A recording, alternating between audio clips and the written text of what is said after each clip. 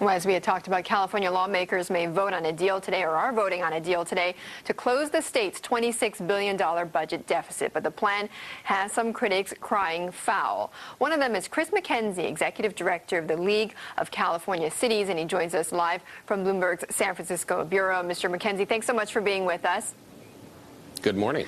Now, you issued a series of press releases after this agreement was reached, and of course it's being voted on right now. You're saying essentially it's illegal for the state government to take over $1 billion, I believe, in gas tax funds from the city. So tell us what legal action are you considering?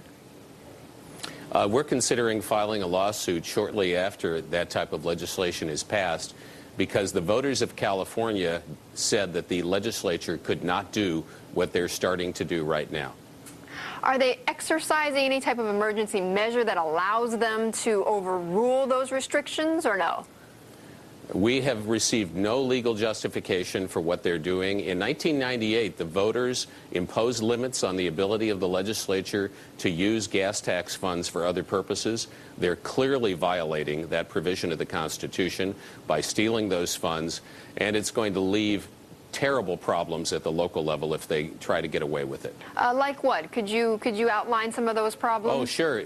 I'd be happy to do it. In some cities and some counties, these funds are what pay for all of the street maintenance operations. They keep street traffic signals functioning. They pay for street lighting systems. We have cities in our state that tell us they're going to have to turn off their street lighting systems. They'll no longer be able to fill potholes. So we'll have a lot more traffic accidents. There will be traffic signals that simply will not be able to be repaired in a prompt way, because they're taking the most important source of funding for cities to maintain streets away at a time when cities have already lost billions of dollars of local revenue. Well, you said that I believe your agency or your group has contacted the state government. You've contacted the governor. What's been their response so far? The response so far has been mute. They will not supply us with the legal justification for what they're doing, leaving us to conclude, after we gave them our opinion, that they do not have anything that they feel comfortable sharing with us. We would be happy to discuss this with them. They simply will not discuss it. They're barreling ahead trying to do it. I do understand, by the way, that the Senate modified their bill to turn it into a loan, which is legally permissible under the Constitution if it's done properly. I haven't seen the bill. I have no idea if it will pass constitutional muster. Well, would that be satisfactory for you if it was indeed more of a loan versus actually siphoning those funds from your cities?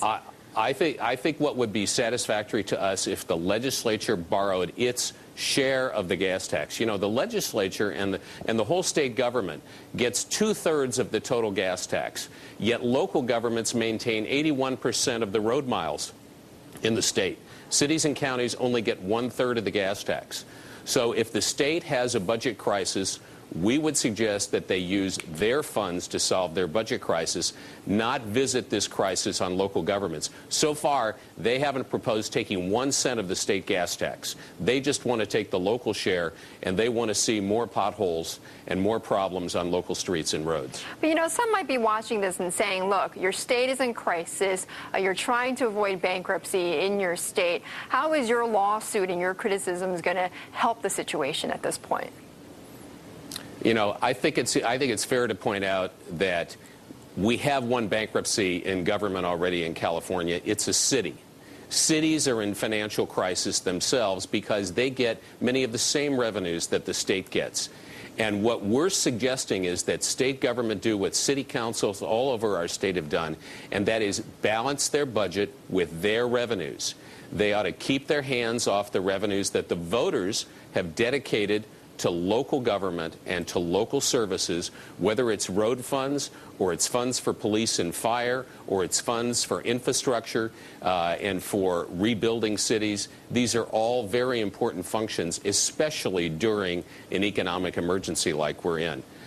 We fully support the governor and the legislature solving the budget crisis with state funds. We simply ask them to respect what the voters have said and to respect the proper role of state and local governments in meeting the needs of California. Okay. Mr. McKenzie, thank you so much for joining us for your side and your view on the budget. That was Chris McKenzie, Executive Director of the League of California Cities.